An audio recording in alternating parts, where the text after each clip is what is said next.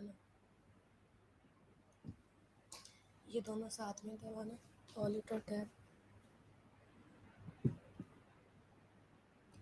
तो एक ही पहले यहाँ फिर वहाँ।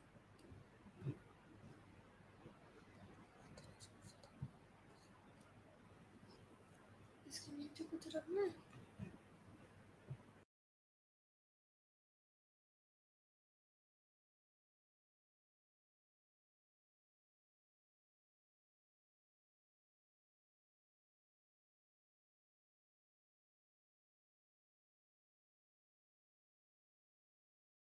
Am I audible? हेलो गौरव, आपको मेरी वॉइस आ रही है क्लियर?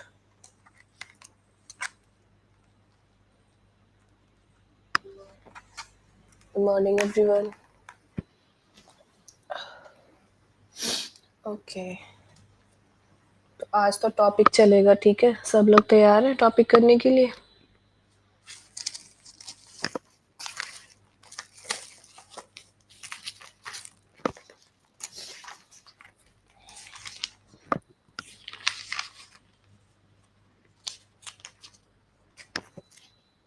ओके,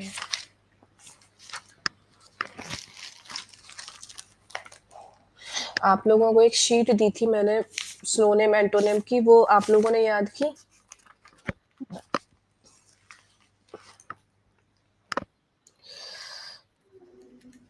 आज दो टॉपिक का थोड़ा सा बेसिक बताने वाले, एक वर्ब और एक क्लॉज, ठीक है? तो पहले थोड़ा सा वर्ब का बेसिक, फिर उसका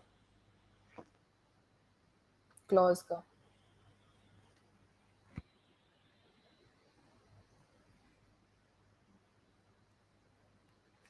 आपके उधर टाइम कितना हो रहा है?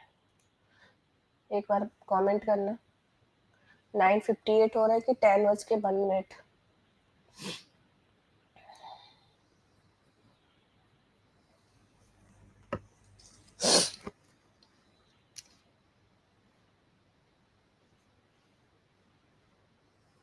9:58। अरे लगता है 2 मिनट का डिफरेंस चल ही रहा है सभी जगह। मेरे में 10:02 हो रहा है।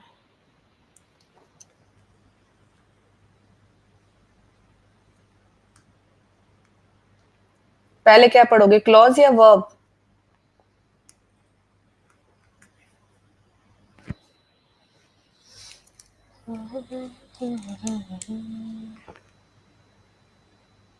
वर्ब पढ़ा देते हैं, ठीक है? शुरू कर रहे हैं ना, टाइम वैसे भी आप लोग के पास कम है, तो मैं शुरू कर रही हूँ। ओके,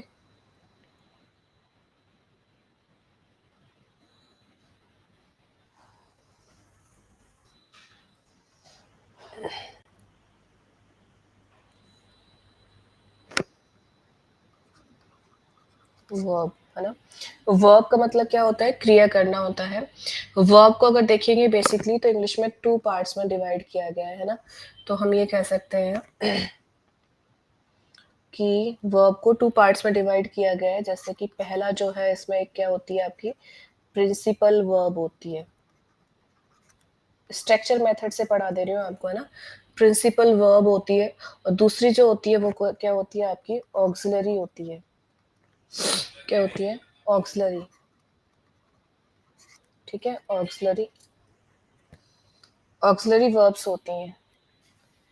अरे डरना नहीं है, शुभोध, हो जाएगा इजीली। जितना मैंने कराया ना उसके अंदर ही आएगा, कुछ बाहर नहीं आएगा, और इजी ही आएगा, डोंट वरी। क्योंकि क्वालिफाइंग नेचर का है ना इंग्लिश, तो चिंता मत करो, जितना पढ़ाया उससे पूरा हो जाएगा।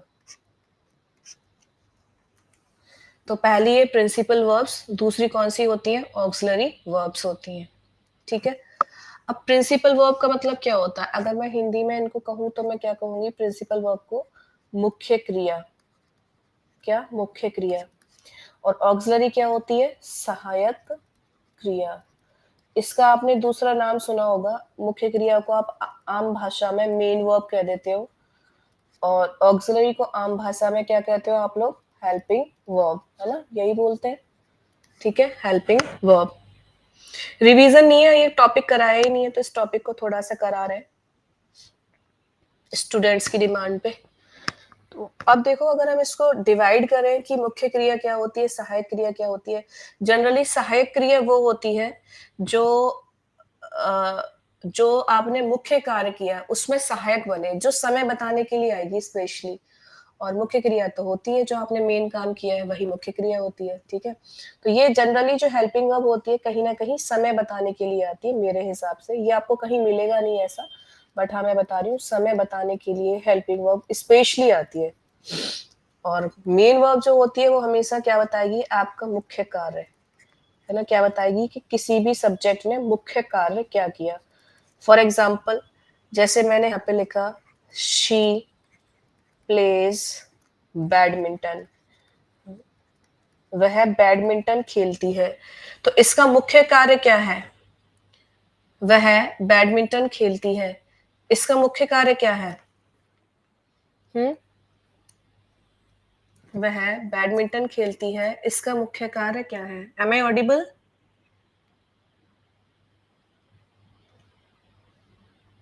गुड मॉर्निंग, है ना। एक लिख दिया मैंने, she is playing football, she is playing football. Clear दिख रहा है ना आपको दोनों example? Okay, she plays badminton और एक में लिखा है शी इज प्लेइंग फुटबॉल। यहाँ पे देखो, इसका कार्य क्या कोई मुख्य है? यहाँ पे इस क्या है? अगर आप इसको देखेंगे तो ये क्या कर रहा है, ये केवल समय बताने आया है। कैसा समय? कि समय कैसा है, प्रेजेंट का। और ये क्या है, मुख्य कार्य, कि क्या कर रही है वह, फुटबॉल खेल रही है। तो ये मेन वर्ब है ना।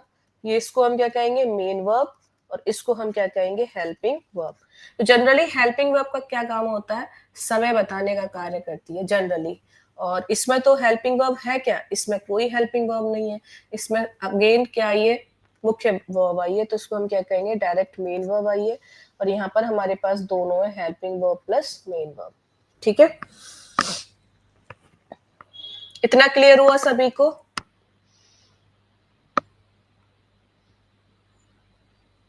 आगे बढ़े, चलिए नेक्स्ट। अगर हम वर्ब को थोड़ा और डेप्थ में डिवाइड करें, जैसे मैंने अभी कहा कि वर्ब को दो पार्ट में डिवाइड किया गया है। पहला हमने क्या बताया आपको, ऑक्सिलरी वर्ब, है ना। एंड दूसरा क्या बताया आपको, प्रिंसिपल वर्ब,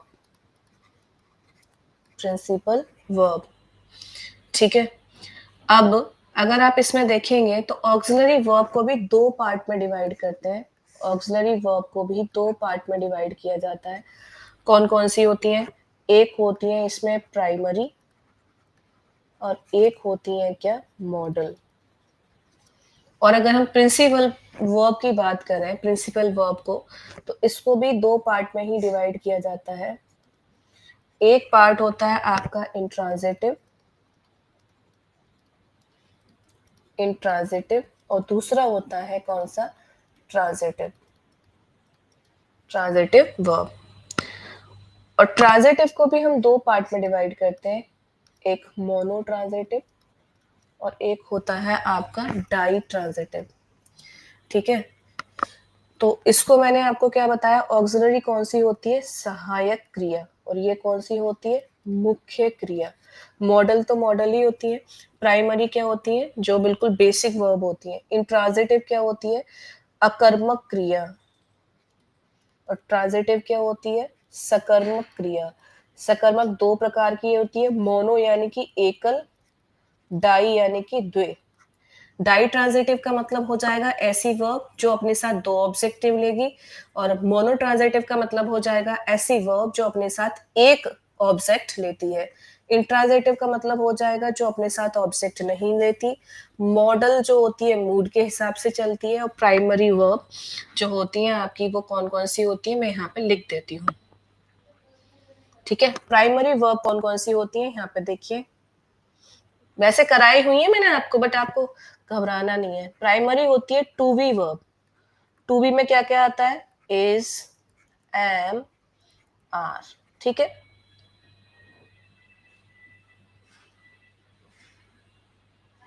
विपुल फाइन, आपका मैसेज पहुंचा दूंगी मैं, ओके, अभी क्लास के बाद तुरंत। डन। तो जो प्राइमरी वर्ब्स होती हैं 3 होती हैं, टू बी वर्ब होती है, एक हैव फॉर्म होती है जो आपको करवा दी थी शुरू में ही। हैव में क्या क्या आता है? हैव आता है, हैज आता है, हैड आता है, ठीक है। एंड थर्ड होती है हमारी कौन सी फॉर्म? Do form. डू में बताओ क्या क्या आता है? डू आता है, डज आता है, और क्या आता है? डिड आता है। इनके साथ साथ मैंने आपको और भी बताई होगी, वॉज और वर। साथ ही साथ मैंने आपको और क्या क्या बताया होगा? बी बताया होगा, बीइंग बताया होगा, एंड बीन भी बताया था, ध्यान हो तो आपको। एंड हैड में और क्या बताया होगा? हैविंग आपको बताया होगा। एंड यहाँ पे क्या आ जाएगा? डूइंग आ जाएगा। तो ये सारी की सारी जो वर्ब है ये आपकी प्राइमरी वर्ब है। आपके एग्जाम में जो क्वेश्चन बनते हैं प्राइमरी लेवल पे, यहाँ से क्वेश्चन काफी बनते हैं कि जो हम कहते हैं ना वर्ब से क्वेश्चन आएंगे, तो यहाँ से बन जाता है कि एम के साथ कौन सी फॉर्म आएगी, हैज हैव के साथ कौन सी फॉर्म आएगी, डू डज के साथ कौन सी फॉर्म आएगी। तो ये हमें ध्यान रखना है। अब हम यहाँ से अगर मॉडल्स की बात करें तो मॉडल भी आपको याद ही होंगी, नहीं है तो मैं कुछ लिख देती हूँ। जैसे कैन है, जैसे कुड है, जैसे मे है, जैसे माइट है ना। या फिर हमारे पास क्या आ जाएगा? शैल आ जाएगा, शुड आ जाएगा, विल आ जाएगा, वुड आ जाएगा, है ना। मस्ट होता है, नीड होता है, डेयर होता है, ये मॉडल वर्ब होती है, डेयर, है ना। उसके अलावा क्या होती है? यूज्ड टू होता है ना। ऑट टू होता है, ठीक है। ये क्या होती हैं? आपकी मॉडल वर्ब होती हैं। हाँ, ये फर्स्ट स्लाइड है। इससे पहले भी मैंने बस फर्स्ट स्लाइड, सेकंड स्लाइड है वैसे ये, उस पर बस इतना लिखा था, वर्ब के दो पार्ट होते हैं, auxiliary verb and principal verb. अब ये मेन है, इसमें लिखा हुआ है कि कैन, ऑक्सिलरी वर्ब को दो पार्ट में डिवाइड किया गया है, पहला प्राइमरी एंड दूसरा मॉडल वर्ब। प्राइमरी में हमारे पास टू बी फॉर्म होती है, हैव फॉर्म होती है, डू फॉर्म होती है। मॉडल हमारे पास can, could, may, might, shall, should, will, would, must, need, dare, used to, ought to, ये होती हैं। तो ये सारी की सारी वर्ब होती है। यहाँ तक किसी को कोई दिक्कत? बहुत शॉर्ट में समझा रही हूँ मैं आपको आज, क्योंकि टाइम कम है, हमें भी पता है, और क्वेश्चंस भी कराएंगे आपको, इसलिए ताकि माइंड में रहे, गलत ना हो। Good morning everyone. आगे बढ़े। दोनों पार्ट क्लियर हो गया, प्राइमरी कौन कौन सी होती है, मॉडल कौन कौन सी होती है, कोई दिक्कत इनमें किसी को? Well done. चलिए, तो अब इसका नेक्स्ट जो पॉइंट आएगा बड़ा इंटरेस्टिंग है, और ध्यान से नोट डाउन करना। सबसे पहला पॉइंट जो है वो ये है कि जितनी भी टू बी वर्ब होती है, टू बी वर्ब, इनके साथ हमेशा वर्ब की फोर्थ फॉर्म आती है। इसको हम क्या कहते हैं? वर्ब की फर्स्ट फॉर्म में आईएनजी, है ना। टू बी वर्ब के साथ क्या प्रयोग होता है? वर्ब की फर्स्ट फॉर्म में आईएनजी का प्रयोग होता है, ठीक है। जैसे मैंने लिखा ही इज, ही इज, है ना, ही इज। अब यहाँ पे आपको ऑप्शन दे दिया डांस। अब बताओ कौन सी फॉर्म आनी चाहिए डांस की? He is in the class. थोड़ा बड़ा बड़ा लिखूं? ओके रंजन, लिखती हूँ।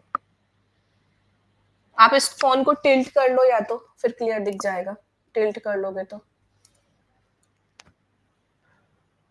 Dancing, well done. क्यों? क्योंकि यहाँ पे टू बी वर्ब है और इसके साथ हमेशा वर्ब की कौन सी फॉर्म आती है? फोर्थ फॉर्म आती है। तो डांस का क्या हो जाएगा? डांसिंग हो जाएगा, वेल डन। अब हम इसका दूसरा रूल समझते हैं टू बी वर्ब का। टू बी वर्ब का दूसरा रूल क्या होता है? आपको याद रखना है, but. But, but passive, passive voice में टू बी के बाद वर्ब की थर्ड फॉर्म प्रयोग करते हैं, ठीक है। लेकिन अगर हम पैसिव वॉइस की बात करते हैं तो जितनी भी टू बी वर्ब होती हैं उनके साथ कौन सा फॉर्म आ जाता है? वर्ब का थर्ड फॉर्म। जैसे for example, the letter is by me. अब बताओ राइट का कौन सा फॉर्म यहाँ आना चाहिए? राइट का कौन सा फॉर्म यहाँ पे आना चाहिए? फटाफट से पुट करो।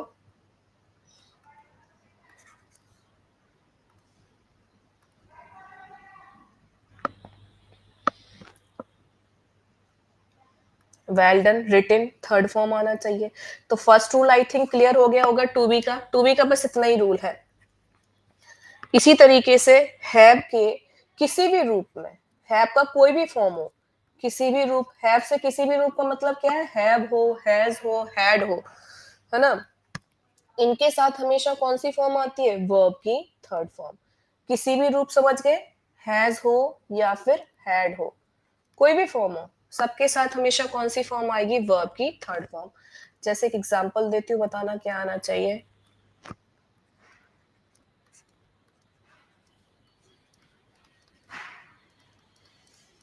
बताओ यहां पर क्या आना चाहिए। Geeta has blank the conclusion, Geeta conclusion पर पहुंच चुकी है।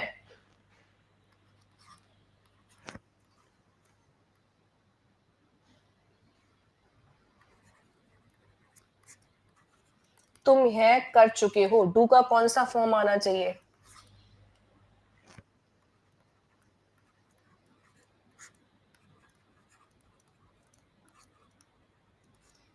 चलो, तो गीता हैज के साथ हमेशा वर्ब की कौन सी फॉर्म आती है, हैज के साथ वर्ब की थर्ड फॉर्म आती है। तो क्या आ जाएगा, रीच्ड, क्योंकि हमें थर्ड फॉर्म अप्लाई करना है। हैव के साथ क्या आएगा, डू का थर्ड फॉर्म क्या होता है, done, you have done it. Came verb की सेकंड फॉर्म होती है, मुझे लगा ही था कोई ना कोई कम को जरूर गड़बड़ करेगा। कम वर्ब की फर्स्ट फॉर्म है, केम वर्ब की सेकंड फॉर्म है, एंड वापस से कम वर्ब की थर्ड फॉर्म होती है। तो क्या आ जाएगा, कम आएगा। यू हैड कम बिफोर, ठीक है, तुम पहले ही आ चुके थे। क्लियर है यहां तक किसी को, हैव फॉर्म में कोई दिक्कत। बहुत जल्दी खत्म करेंगे वर्ब को, अभी खत्म हो जाएगा 2-5-6 मिनट बाद ही। ठीक, अब इसके बाद होता है डू। अगेन डू के किसी भी रूप, किसी भी रूप से समझ गए ना, किसी भी रूप से मतलब क्या है, डू, डज, डिड, ये बहुत आता है, ये इंपॉर्टेंट है, ये वाला पॉइंट एग्जाम में सबसे ज्यादा आता है। वर्ब के फर्स्ट फॉर्म का प्रयोग करते हैं, वर्ब की फर्स्ट फॉर्म का प्रयोग करते हैं। जैसे for example, she does not blank to me. अब बताना कौन सा फॉर्म यहाँ पे आएगा राइट का। फटाफट से आंसर करते चलो, टाइम नहीं लगाना है आपको, क्विक आंसर करना है। They do not any, they do not any, बताओ कौन सा फॉर्म आना चाहिए। क्लासेस तो आपके टिल एग्जाम तक चलेंगी और एमसीक्यूज चलते रहेंगे,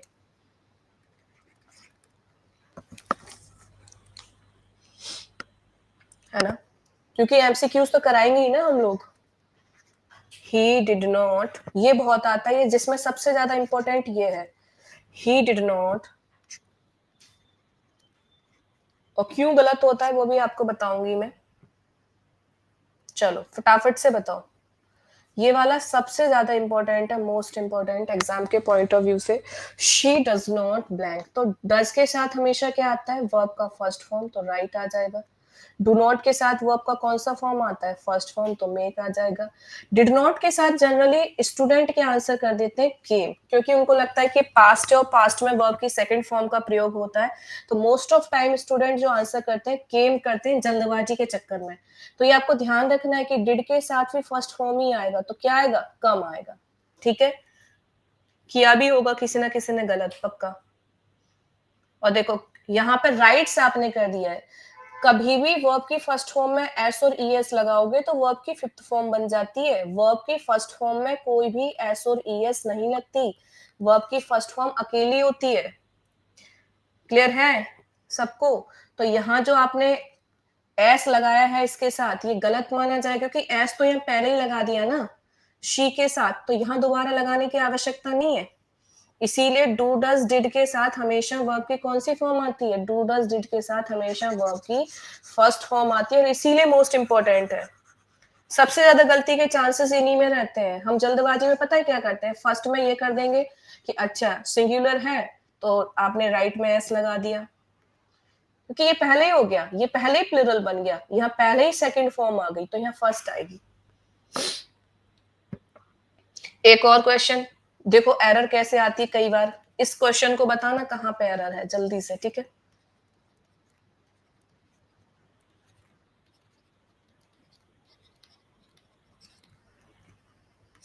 बताओ इस टाइप से कई बार एरर भी आ जाती है, इसीलिए तो मैंने कहा मोस्ट इम्पोर्टेंट है।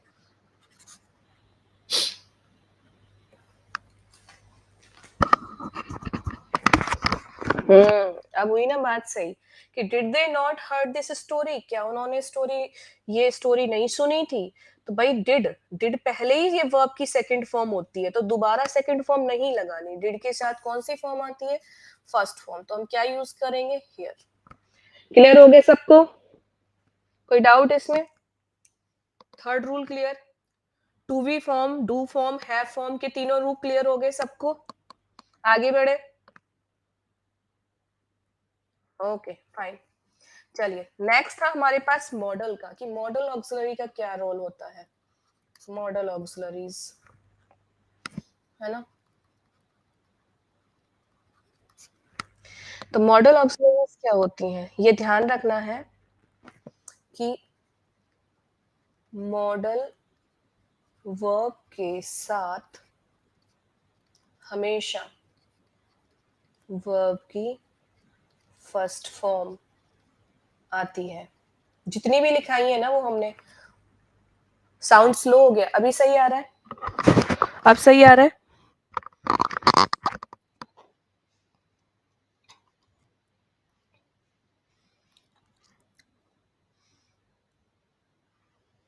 चलो ठीक है, अब एक क्वेश्चन देते हैं, बताना उसमें दिक्कत क्या है। He will to finish the work, बताओ इस सेंटेंस में क्या गलत है? He will to finish the work, क्या गलत है? He should must do it, इसमें क्या गलत है?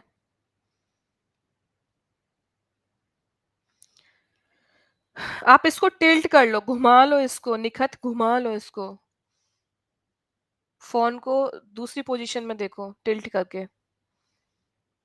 तो ये ध्यान रखना है, जितनी भी मॉडल वर्ब होती हैं उनके साथ हमेशा वर्ब की फर्स्ट फॉर्म ही आती है।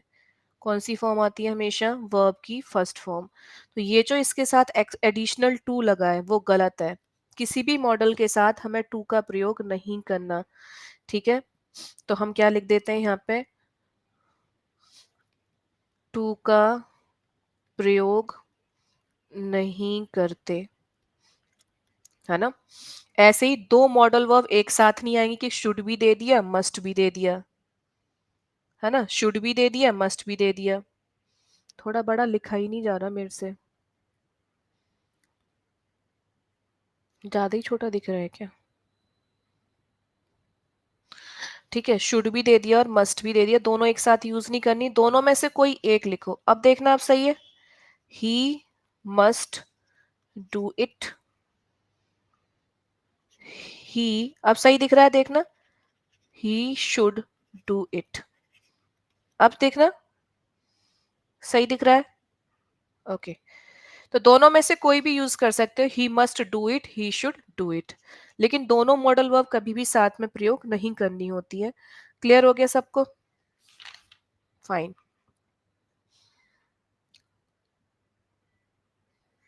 ठीक है, चलो नेक्स्ट इंपॉर्टेंट रूल, की जो नीड होती है, नीड, और जो डेयर होती है वो मॉडल कब बनती है? ये एक्चुअली सेमी मॉडल वर्ब होती हैं, semi modal verb. Semi modal verb का मतलब होता है आंशिक, आंशिक मॉडल वर्ब। आंशिक से मतलब होता है आधा तो ये मेन वर्ब की तरह काम करती हैं कभी कभी, और और ये आधा कैसे काम करती हैं? मॉडल वर्ब की तरह काम करती हैं। मॉडल वर्ब कब बनती हैं? जब इनके साथ नॉट लगा देते हैं। तो जब नीड के साथ नॉट लग जाएगा तो ये मॉडल बन जाएगी, ऐसे ही डेयर के साथ नॉट लग जाएगा तो मॉडल बन जाएगी, और इनके साथ वर्ब की फर्स्ट फॉर्म आएगी। जब ये मेन वर्ब बनेंगी तो जैसे सिंगुलर होती है, सिंगुलर वर्ब कैसे बनती है? एस लग के, तो ये सिंगुलर बन जाएगी। सिंगुलर कब बनती है? एस लग के, तो ये सिंगुलर वर्ब बन गई जब ये मेन वर्ब की तरह काम करेगी। प्लुरल कब होती है? बिना एस और ईएस के, तो ये प्लुरल वर्ब बन गई। प्लुरल कब होती है? बिना एस और ईएस के, तो प्लुरल वर्ब हो गई। अगर नॉट लग जाएगा तो समझ जाओ ये मॉडल फॉर्म है नीड का। अगर डेयर के साथ नॉट लग गया तो समझ जाओ ये मॉडल वर्ब का फॉर्म है। अगर नॉट नहीं लगा हुआ है तो कौन सा फॉर्म है, ये मेन वर्ब की तरह काम कर रही है। ठीक है, क्लियर? हाँ जी, समझ में आया इतना बात? पहले इतना बताओ कि नीड और डेयर मॉडल वर्ब होती हैं, इनकी आंशिक रूप से मॉडल होती हैं ये, आधी कभी मेन वर्ब कभी मॉडल। क्लियर हुआ ये पॉइंट? मैं एग्जांपल दूं आपको दोनों के। बस ये ध्यान रखना है कि ऐसा नहीं है कि हमें सिंगुलर, अगर हमें इसका नॉट बनाना है सिंगुलर फॉर्म तो आप ऐसे कर दो, नीड्स नॉट, ऐसे नहीं होता। या आप ऐसे कर दो, डेयर्स नॉट, ऐसे सिंगुलर नहीं बनेगा। अगर इसका नेगेटिव बनाना है मेन वर्ब का, तो मेन वर्ब का नेगेटिव कैसे बनता है? मेन वर्ब का ऐसे बनेगा, डज नॉट नीड या डज नॉट डेयर, ये होता है मेन वर्ब का, डेयर या नीड की सहायता से। क्लियर है? चलो अब एग्जाम्पल देते हैं ताकि आपको और क्लैरिटी आ जाए। ठीक है, जैसे सबसे पहला क्वेश्चन, ही नीड नॉट, उसको ये करने की जरूरत नहीं है। बताओ कौन सा फॉर्म आना चाहिए?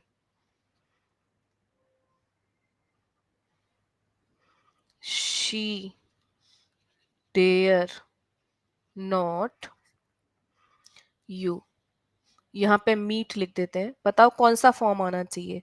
First form. तो पहला क्या आएगा? अब देखो कैसे पहचाना हमने मॉडल है, कि यहां पर पूरा नीड नॉट आया है ना? तो ये क्या है? मॉडल वर्ब है, और इसके साथ फॉर्म कौन सी आएगी? First form.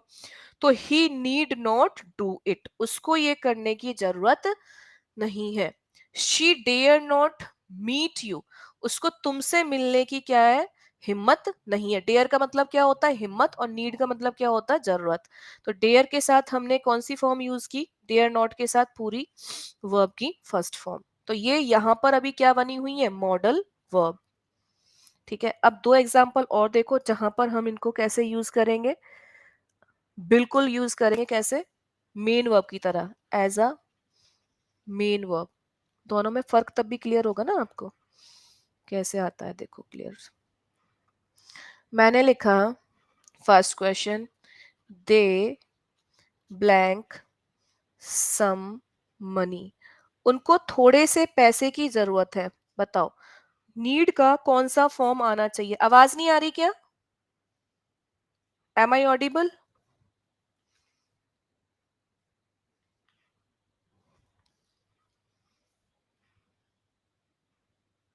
ओके, अब मैं एक और लिखती हूँ यहाँ पर, एक और लिख लेती हूँ मैं यहाँ पर। ठीक है, एक वर्ब और देखना क्या आना चाहिए, अब मुझे बताना फटाफट से। ठीक है, दे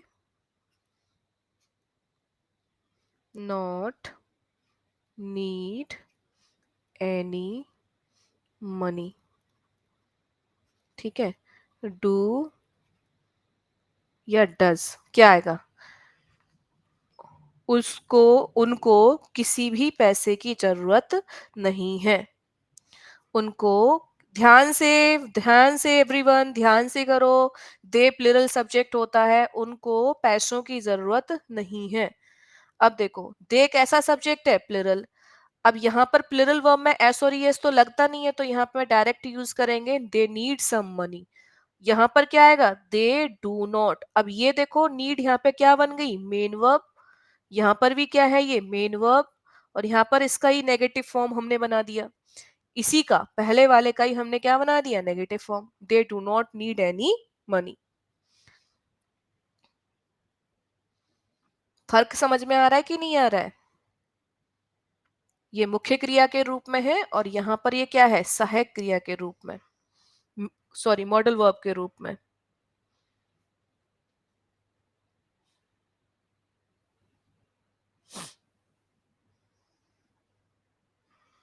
ठीक है, अगर इसका इंटेरोगेटिव बनाना हो तो इंटेरोगेटिव बन जाए कैसे? Do they need some money, क्या उनको कुछ पैसे की जरूरत है ना। तो यहां पर आप देख रहे हैं ये डू क्या है, हेल्पिंग वर्ब है, और नीड क्या है, मेन वर्ब है। तो मेन वर्ब का रूप ये है, और ये कैसा वर्ब है, modal, as a modal verb. Ma'am need more example, definitely, don't worry. चलो एक एग्जाम्पल और देते हैं, अब बताना वो कैसा फॉर्म है, ठीक है।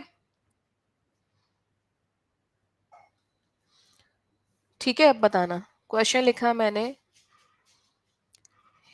ही, मैंने कहा कि उसको हिम्मत नहीं है तुमसे बात करने की। अब बताओ, हम यहाँ पे नेगेटिव लिखना चाह रहे हैं, डेयर नॉट, बस, या डेयर्स नॉट आएगा। अब मैंने आपको दो ऑप्शन दिए, बताओ क्या आना चाहिए।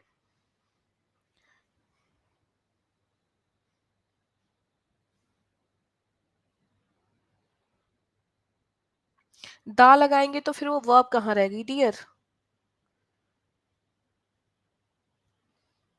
है ना। देखा, हो गई ना गड़बड़ चंदन जी, हो गई ना, डेयर्स डेयर्स सब कर रहे हो, क्यों कर रहे हो डेयर्स। अरे आप पहचानते कैसे हो। अच्छा ये बताओ कि अगर हम नॉट से पहले कोई चीज रखते हैं तो वो कैसी फॉर्म में रखते हैं, हेल्पिंग वर्ब के फॉर्म में रखते हैं ना किसी चीज को, और मेन वर्ब के फॉर्म में कुछ और आता है ना। अच्छा मैंने टू लगा दिया यहाँ पे, एक सेकेंड, टू हटाते हैं। हम्म, तो मेन वर्ब हमारे पास क्या है, मेन वर्ब हमारे पास है ये।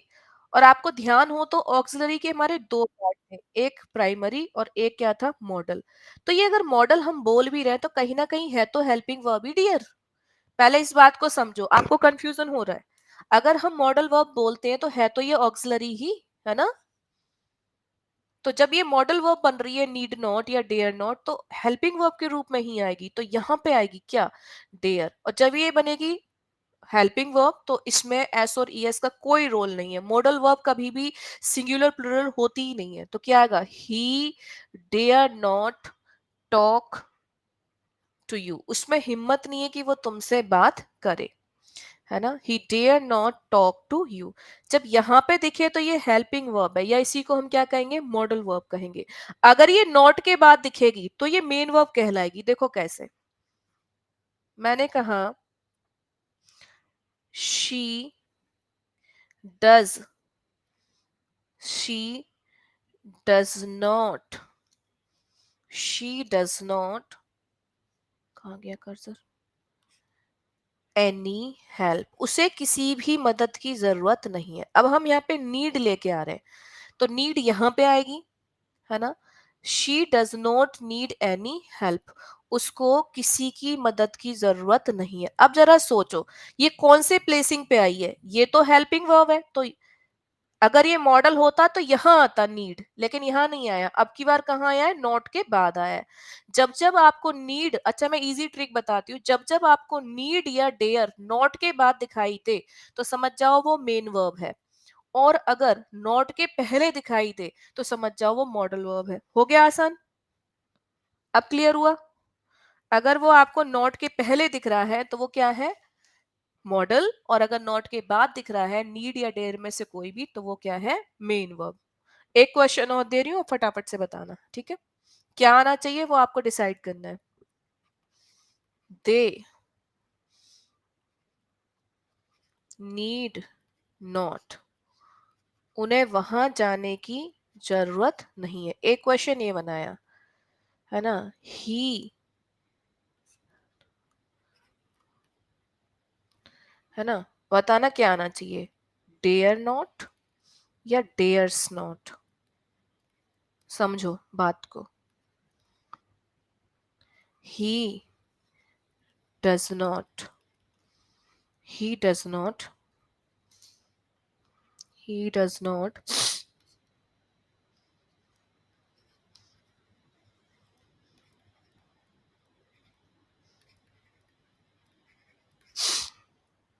वेरी गुड, क्या बात है, बहुत बढ़िया।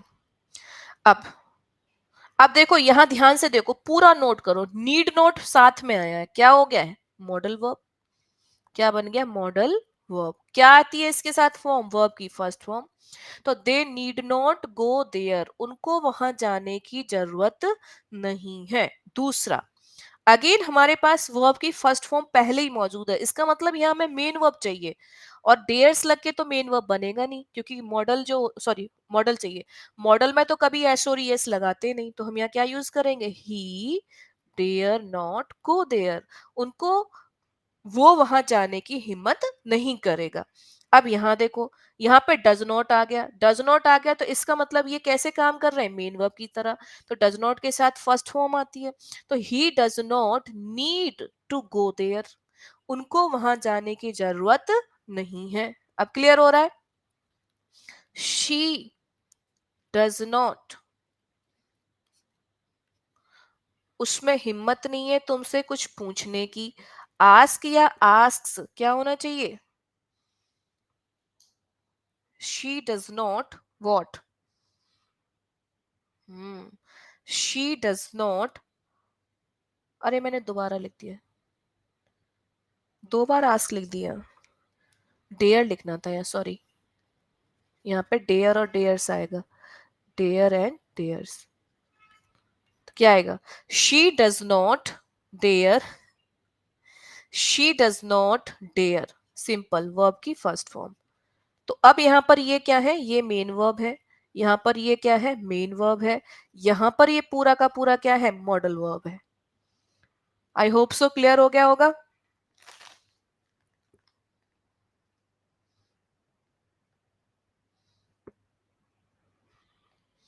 डन डनाडन डन, हो गया वर्क कंप्लीट। आगे बढ़े, इनफाइनाइट की ओर बढ़े। Crystal clear? कॉन्फिडेंस आया? पक्का आगे बढ़ा जाए? चलो well done, very very nice, बहुत बढ़िया लगा सुन के। चलिए अब बढ़ते हैं इन्फिनेटिव की ओर, बहुत आसान भाषा में समझा दूंगी और आज ही खत्म ये। इन्फिनेटिव, इन्फिनेटिव होता क्या है? देखो, इन्फिनेटिव, इन्फिनेटिव होता क्या है? इन्फिनेटिव को हम क्या कहते हैं? जब टू के साथ वर्ब की फर्स्ट फॉर्म का प्रयोग होता है। ध्यान रखना, जब टू के साथ, वफरिंग हो रही है, सही हो जाएगी। जब टू के साथ वर्ब की फर्स्ट फॉर्म का प्रयोग होता है तो वो क्या कहलाती है? इन्फिनेटिव। ये बात क्लियर हुई? जब टू के साथ वर्ब की फर्स्ट फॉर्म का प्रयोग, तो वो क्या कहलाता है? इन्फिनेटिव कहलाता है। या टू के बिना, टू के बिना वर्ब की फर्स्ट फॉर्म का प्रयोग, जब टू के बिना होता है तो इसका नाम होता है बेयर इन्फिनेटिव, और जब टू के साथ, टू के साथ जब वर्ब की फर्स्ट फॉर्म आती है तो उसको हम क्या कहते हैं? इन्फिनेटिव। ये नाम क्लियर हुए? Thank you Nikhat. ये नाम क्लियर हुए? कब किसको क्या कहेंगे? ऐसे ही है, जब शर्मा जी लगा दो तो शर्मा की कास्ट बन गई, शर्मा हटा दो तो ह्यूमन बीइंग बन गया। तो टू के साथ वर्ब की फर्स्ट फॉर्म आ जाएगी तो इन्फिनेटिव, जब टू नहीं लगेगा तो इसका नाम बदल जाएगा बेयर इन्फिनेटिव। बेयर का मतलब जानते हो क्या होता है? बेयर का मतलब होता है विदाउट टू, विदाउट टू, ये होता है बेयर का मतलब। चलो बढ़ते हैं आगे की तरफ। इसका प्रयोग कहाँ किया जाता है ये भी देखिए। यूज, इसका यूज हम सब्जेक्ट के रूप में करते हैं, सब्जेक्ट के रूप में करते हैं, ठीक है। दूसरा, इसका प्रयोग हम ऑब्जेक्ट के रूप में भी कर सकते हैं, करते हैं, है ना? ठीक है, ये दो ही चीज जरूरी है। तीसरा पॉइंट बहुत जरूरी है। तीसरा पॉइंट क्या है? तीसरा पॉइंट सबसे ज्यादा जरूरी है, उद्देश्य। राइटिंग सही दिख रही है? उद्देश्य, यानी कि उद्देश्य को इंग्लिश में क्या कहते हैं? पर्पस। उद्देश्य या कारण, कारण का मतलब क्या होता है? कॉज। उद्देश्य या कारण, कॉज बताने के लिए। अगर आपसे कभी कोई ये पूछे कि इन्फिनेटिव का प्रयोग क्यों करते हैं, तो आप क्या कहेंगे, इन्फिनेटिव का प्रयोग इसलिए करते हैं कि हमें क्या बताना है, किसी भी पर्सन का उद्देश्य या किसी भी पर्सन का कारण बताने के लिए इन्फिनेटिव का प्रयोग करते हैं। किसी भी पर्सन का उद्देश्य या किसी भी पर्सन का कारण बताने के लिए हम किसका प्रयोग करते हैं, इन्फिनेटिव का प्रयोग करते हैं। किस किस रूप में कर सकते हैं, सब्जेक्ट के रूप में कर सकते हैं और ऑब्जेक्ट के रूप में कर सकते हैं। ये वाला पॉइंट क्लियर हुआ सबको कि ये थ्योरी थोड़ी सी क्लियर हुई, किन किन रूप में कर सकते हैं, सब्जेक्ट के रूप में, ऑब्जेक्ट के रूप में, क्यों करते हैं, उद्देश्य बताने के लिए या कारण बताने के लिए। क्लियर? अब एग्जाम्पल दे रही हूँ, अभी क्लियर हो जाएगा। जैसे हमने लिखा नो वन लाइक, है ना, ऐसे ऑप्शन बहुत आते हैं आपके एग्जाम में। तो आपको ऑप्शन कैसे देगा, no one like die, no one like to die, no one like dying या डाइड, ऐसे।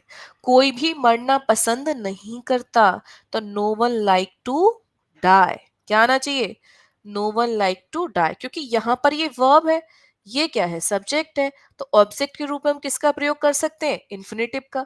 तो यहां पर इन्फिनेटिव ये क्या बन जाएगा, एज अ ऑब्जेक्ट। तो आंसर क्या आएगा, no one like to die. ठीक है, सब्जेक्ट के रूप में भी करते हैं पर एग्जाम में कम आता है, ये बहुत आता है एग्जाम में ऑब्जेक्ट वाला।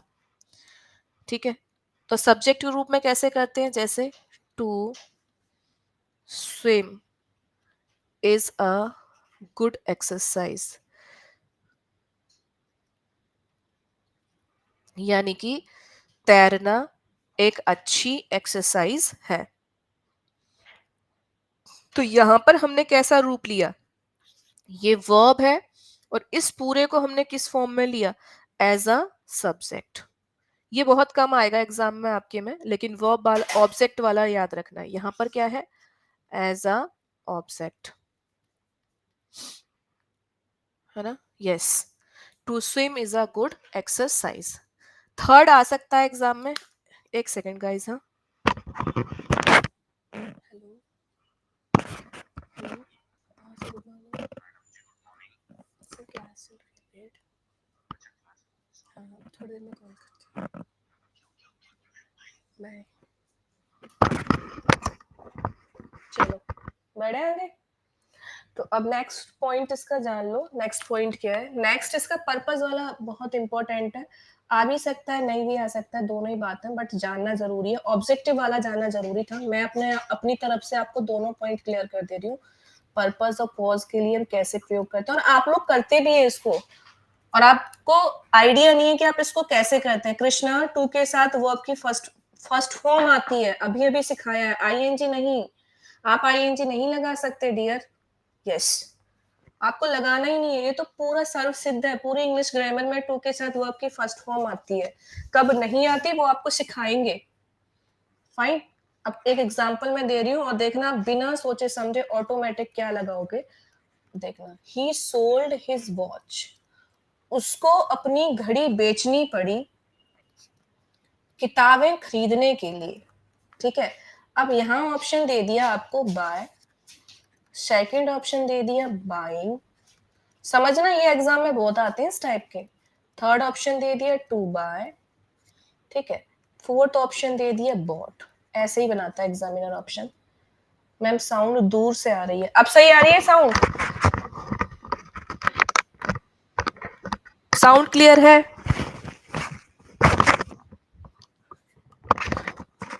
आज की खबर सुन के आप चकित हो जाओगे।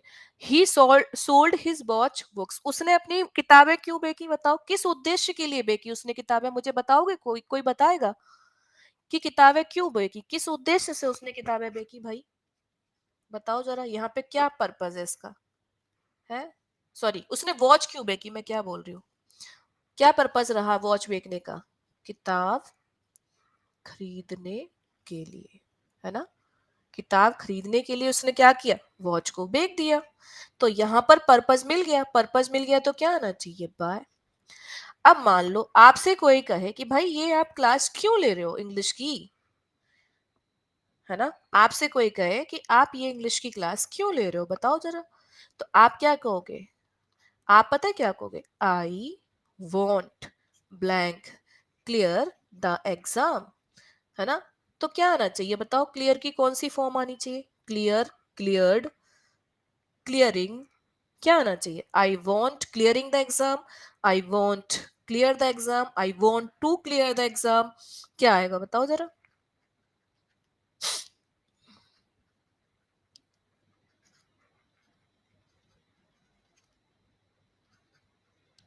वेल डन, बस मिल गया, है ना। तो आप क्या चाहते हो, आप एग्जाम को, आपका उद्देश्य क्या है, आपका उद्देश्य है एग्जाम को क्लियर करना, तो I want to clear the exam. तो यहाँ पर ये क्या आ गया, यहाँ पर भी इन्फिनेटिव फॉर्म आ गया, हुआ क्लियर।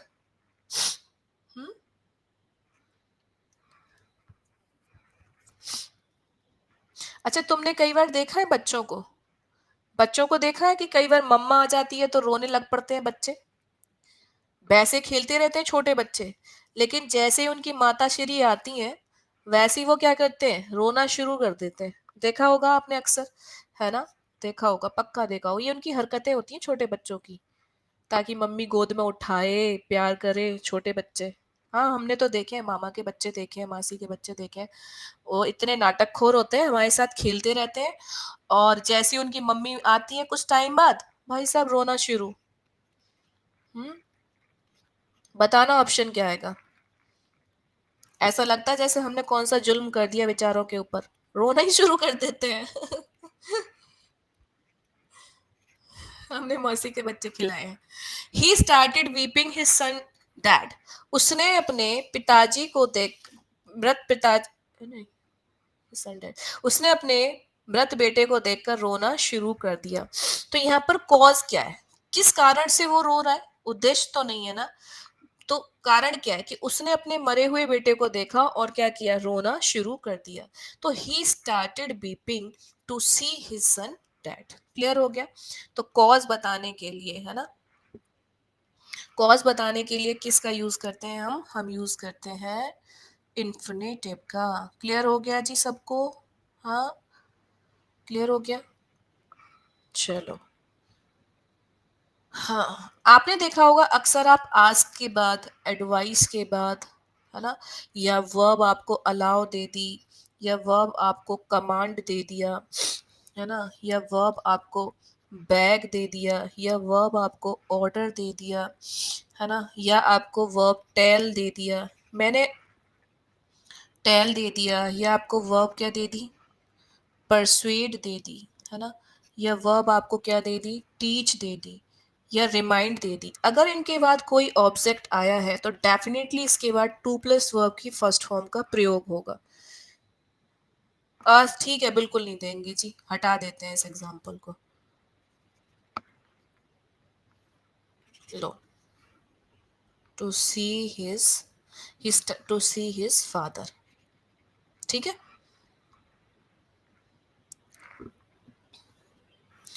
सो ask, advise, allow, command, beg, order, tell, persuade, persuade का मतलब होता है बात मनवाना, मनवाना, टीच मतलब पढ़ाना, रिमाइंड मतलब याद दिलाना। अगर इनके पास कोई ऑब्जेक्ट आ रहा है तो इनके साथ हमेशा टू के साथ वर्ब की फर्स्ट फॉर्म आएगी। अब यहाँ पर आस्क भी इंपॉर्टेंट है, अलाउ भी इंपॉर्टेंट है, सारी वर्ब इंपॉर्टेंट है, हालांकि ये आपने कर भी रखी है, बस ये ध्यान रखना है कि इनके बाद ऑब्जेक्ट आएगा तो ही टू प्लस वी बनाएगा, अदरवाइज नहीं आएगा, इस बात का ध्यान रखें। जनरली पढ़ा भी चुकी हूँ आपको कि ऑर्डर के बाद कोई वर्ब नहीं आती, टेल के बाद कोई वर्ब नहीं आती, है ना, आपको पढ़ाया है मैंने, याद रखना है इस बात को कि अगर ऑब्जेक्ट दिया होगा तो ही हमें इन्फिनेटिव फॉर्म का प्रयोग करना है, इसके ऊपर डिपेंड है ये, इफ यू रिमेम्बर। तो देखो मैं एग्जांपल देती हूँ, एडवाइज्ड ही एडवाइज्ड मी, उसने मुझे सलाह दी कि भाई एक बार ये करो, जैसे जब मुझे चिकन पॉक्स हुआ तो लोगों ने इतनी सारी सलाहें दी कि मैम एक बार आप ये करो, तो he advised me at once. अब हमने यहाँ पे ऑप्शन दिया आपको, डू, डूइंग, टू डू, या डन, क्या आना चाहिए, well done Roshan. So he advised me it at once, भाई ये काम तुम एक बार जरूर करो मेरे कहने पे। तो ही एडवाइज्ड मी, देखो एडवाइस वर्ब आ गई एडवाइस वर्ब, ऑब्जेक्ट आ गया, ऑब्जेक्ट भी आ गया, तो फॉर्म कौन सा आना चाहिए, इन्फिनेटिव आना चाहिए। तो he advised me to do it at once. तो ये आपका था इन्फिनेटिव, जो यहाँ पे हमने खत्म कर दिया है ना। ठीक है, और भी याद रख सकते हो इसी तरीके से। इसी तरीके से लाइक भी है, लाइक के साथ डायरेक्ट इन्फिनेटिव फॉर्म कभी नहीं आता। लाइक है, वांट है, विश है ना, या प्रॉमिस है, अगर इनके बाद हमें ऑब्जेक्ट मिलेगा तो डेफिनेटली आपको इन्फिनेटिव फॉर्म का प्रयोग करना है। ठीक है, जैसे मैंने कहा, जैसे मैंने क्या कहा, दोनों फॉर्म में यूज कर सकते हो। ठीक है, दोनों में ही कर सकते हो, डायरेक्ट भी और वैसे भी, बोथ। जैसे मैंने एक ऑप्शन ये लिख दिया कि I want to go there, मैं वहां जाना चाहता हूँ, ये भी सही है। या I want everyone to I want everyone to listen to this notice, मैं चाहता हूं कि हर कोई इस नोटिस को सुने। तो दोनों ही केस में हम इनका यूज कर सकते हैं, want के तुरंत बाद भी, और ऑब्जेक्ट आ रहा है तो भी हम प्रयोग कर सकते हैं। ठीक है, तो ये यहां से हमारा खत्म हो गया है इन्फिनेटिव, इतना ही है। ओके, कोई दिक्कत इसमें है तो और भी, बट आगे आपके मतलब का नहीं है।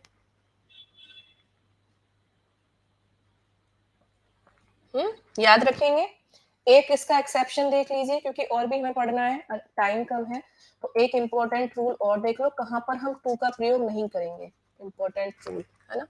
तो हम यहाँ लिख देते हैं omission of to. Omission of का टू का मतलब क्या होगा, कहाँ जहां पर टू का प्रयोग, मेरी आंखें मच बेटर पहले से, पर मेरे साथ कल एक घटना घटित हो गई, मेरा पैर में चोट लग गई, मुड़ गया मेरा पैर, लिगामेंट टीयर हो गया, मैं पीड़ित हूँ।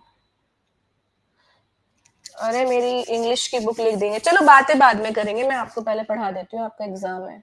अब तो वैसे भी नहीं जा सकती, 2 मिनट बचा हुआ, ध्यान से सुन लो मेरी बातें, और बहुत इंपॉर्टेंट है ये भी रूल, मोस्ट ध्यान रखना। लेट के बाद, ये मैंने करा ही रखा है, लेट के बाद बिड, के बाद बिड छोड़ दो, बिड नहीं आता आपके एग्जाम में, ये हाई लेवल का है, इसको छोड़ दो। लेट के बाद शिट, लेट के बाद एंड, इसके अलावा इंपॉर्टेंट आपके लिए है सी, सी भी छोड़ सकते हो, मेक याद रखो, लेट और मेक दो याद रखना। इनके बाद हमेशा कैसा फॉर्म यूज करना है आपको, इनके बाद आपको बेयर इन्फिनेटिव यूज करना है। बेयर इन्फिनेटिव का मतलब क्या होता है, बेयर इन्फिनेटिव बताना क्या होता है, बेयर इन्फिनेटिव का मतलब टू के बिना वर्ब की फर्स्ट फॉर्म, या दूसरे शब्दों में ये याद रख सकते हो कि इन सब के बाद वर्ब की फर्स्ट फॉर्म आती है। लेट के बाद, मेक के बाद हमेशा वर्ब की फर्स्ट फॉर्म आती है, जिसमें सबसे ज्यादा एग्जाम में लेट और मेक आता है, टीचिंग एग्जाम्स में सबसे ज्यादा आता है, तो इन दो को याद रखें। ठीक है, जैसे, और ये पता है कैसी वर्ब होती है, ये आपकी प्रेरणार्थक क्रिया होती है, आपने हिंदी में पढ़ा होगा। जैसे आपने कोई काम किसी से करवाया, जैसे आपको, आपने किसी को हंसाया, तो हमने लिखा आई मेड हिम, मैंने उसको हंसाया, तो फॉर्म कौन सी आनी चाहिए, आई मेड हिम लाफ, या I made him to laugh, या I made him to sorry laughing, या आई मेड हिम लाफ्ड, कौन सा फॉर्म आना चाहिए बताओ। कुछ इंपॉर्टेंट करा रही हूँ, मेरे पास समय भी कम है, आपके पास भी कम है। Without to, Nidhi ji without, Nidhi ने तो सही किया, Nikhat ji without to, I made him, मैंने उसको हंसाया, तो ध्यान रखो यहां आ गई मेड, इसके साथ फॉर्म कौन सी आएगी, वर्ब की फर्स्ट फॉर्म। फर्स्ट फॉर्म क्या है, ये फर्स्ट फॉर्म है, ये इन्फिनेटिव है, ये फोर्थ फॉर्म है, ये थर्ड फॉर्म है। आंसर क्या हुआ, आई मेड हिम लाफ, मैंने उसको हंसाया। ठीक है, एक एग्जाम्पल तो आप जन्म से, कई जन्मों से पढ़ते आ रहे हो कि लेट हिम, चलो उसे बोलने दो, तो लेट के बाद बताओ क्या आएगा, let him speak, let him to speak, let him speaking या स्पोक, क्या आना चाहिए? सिंपल। लेट, अब समझ में आया कि लेट के बाद वर्ब की फर्स्ट फॉर्म क्यों आती है? क्योंकि लेट जो है प्रेरणार्थक क्रिया है और ये अपने साथ हमेशा वर्ब की फर्स्ट फॉर्म लेती है। तो कहते हैं ना लेट्स गो, तो गो फर्स्ट फॉर्म आ गई, let's play, play first form आ गई, लेट्स टू आएगा ही नहीं पूनम, पूनम जी लेट के साथ फर्स्ट फॉर्म आती है। Let him go, let's play, let's learn, इतने सारे। लेट का मतलब होता है चलो, चलो बोल, उसको बोलने दो। लेट्स प्ले, चलो खेलते हैं, चलो हम खेलते हैं। क्लियर हो गया ये पॉइंट सबको?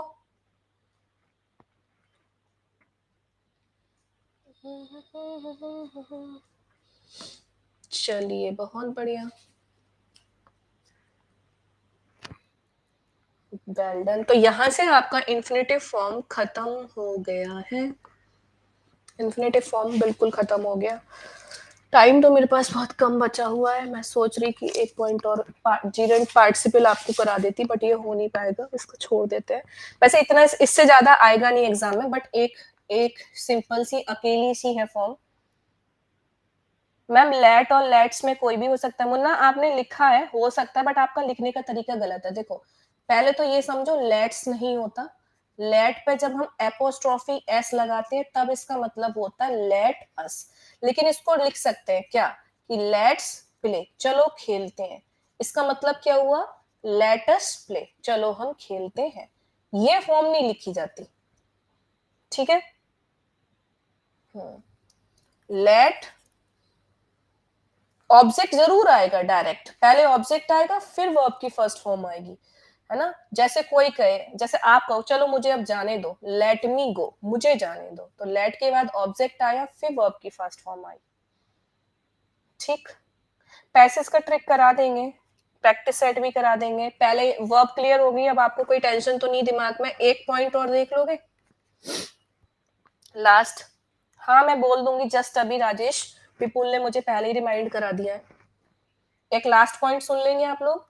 हैड बेटर कभी कभी आ जाता है, आ जाए तो हैड बेटर अपने आप पे एक मॉडल वर्ब की तरह है, इसके साथ वर्ब की फर्स्ट फॉर्म आती है, ये ध्यान रखना है, ठीक है? हैड बेटर के साथ हमेशा वर्ब की फर्स्ट फॉर्म आती है,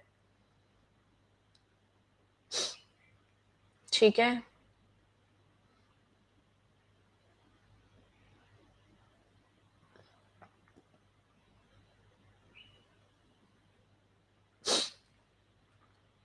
और इसके साथ और क्या आती है? कंपैरिजन अगर हम करेंगे तो देन आएगा, ठीक है? ये ध्यान रखना, बस इंपॉर्टेंट इतना ही ध्यान रखना है। जैसे आई, एग्जाम में बहुत आता है और स्टूडेंट पता है क्या करते हैं, थर्ड फॉर्म लगा देते हैं, इस बात का ध्यान रखिएगा। देन स्टे हियर, अब जैसे एग्जाम्पल दे दिया मैंने, यहाँ पर एक आपको गो मिलेगा, सेकंड आपको टू गो मिलेगा, थर्ड आपको यहाँ गॉन मिलेगा जरूर 101%, एंड फोर्थ मिलेगा वेंट। आई हैड बेटर क्या आना चाहिए? मैं बाईटी पे कहां से कराऊं, खड़े होने लायक ही नहीं हूं, पैर में चोट लग गई।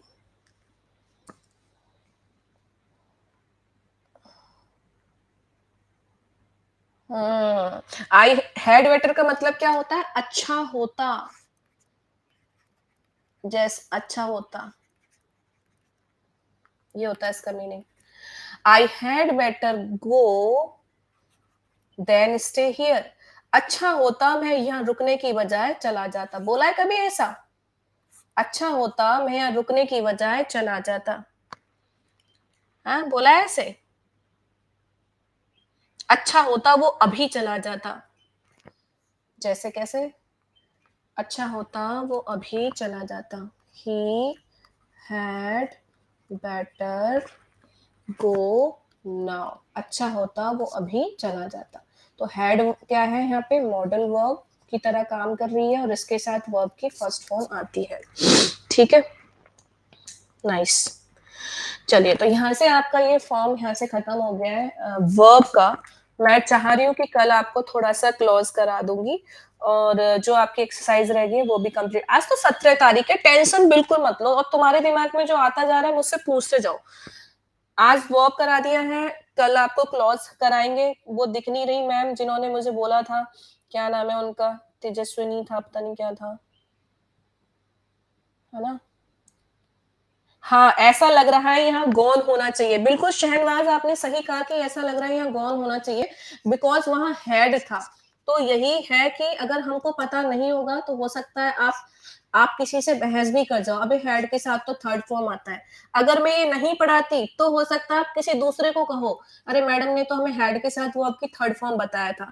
तो हमारे दिमाग में ना वो सारे पॉइंट क्लियर होने चाहिए। अगर हम आधा पढ़ेंगे तो इसी पे लड़ते रहेंगे। अगर हमें ये वाला पॉइंट भी पता है तो हम क्यों लड़ेंगे, हम नहीं लड़ेंगे कि भाई हेड बेटर भी होता है एक जिसके साथ फर्स्ट फॉर्म आती है।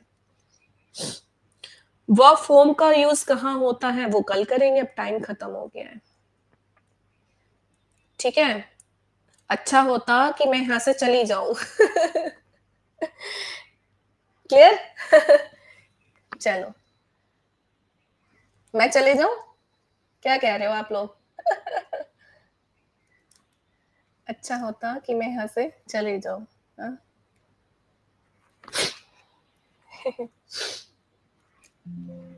चलो, इसको मैं आपको सेव करके भेजती हूँ। अरे अगर, क्या बताऊं, मेरी तो इस टाइम इतना समय खराब चल रहा है कि पहले मेरे को चिकन पॉक्स हो गया, फिर आई फ्लू हो गया, फिर अब ये हो गया, पैर में इंजरी हो गई। शाम, हद होगी मेरे से, क्या कर सकते हैं।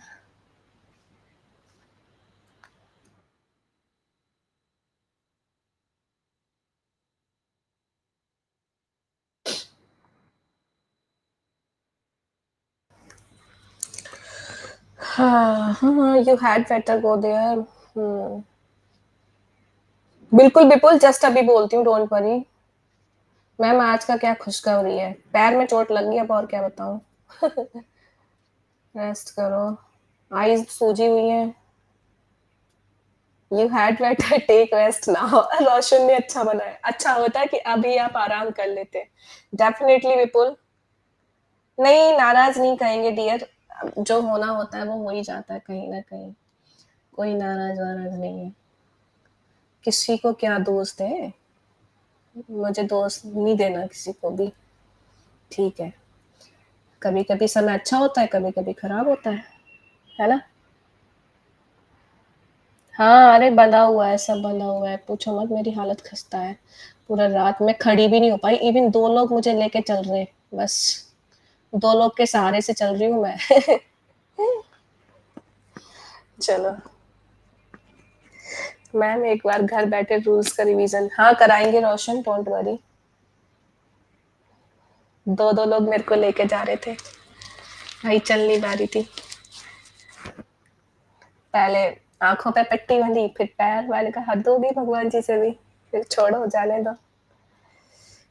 मैम एमसीक्यू का पीडीएफ देने के लिए बोल दीजिएगा सर को, फाइन डियर, और करंट अफेयर के लिए बोलना है, ठीक है। अब हम जाएं, चलो। तो भाई फटाफट से मेरे को रेटिंग कर जाओ, 555। I need your rating, 555। चलिए, thank you, bye, take care. आज को अच्छे से पढ़ना, रिवाइज करना। कोई बात नहीं डियर, किसी के मजाक बनाने से कुछ नहीं होता, अब हम ठीक है, क्या कर सकते हैं। दुनिया का काम है कुछ ना कुछ बोलते रहना, हमारा काम है अपने उद्देश्य को ना छोड़ना। Be positive always. दुनिया की बातों पे फोकस करते रहेंगे तो अपने काम पे फोकस कब करेंगे बताओ। मेरा काम पढ़ाना है, आपका सीखना है, जिसको जो बोलना है बोलता रहे। सिचुएशन आती जाती रहेंगी, कोई भी समय एक जैसा हमेशा नहीं रहता है। सो बी ऑलवेज पॉजिटिव, आप भी पॉजिटिव रहिए हमेशा, पढ़ते रहिए अच्छे से, क्लास अच्छे से करिए, सब अच्छा होगा। चलो, thank you, bye bye, take care, always here Roshan, always. चलो, bye bye everyone, take care, thank you. या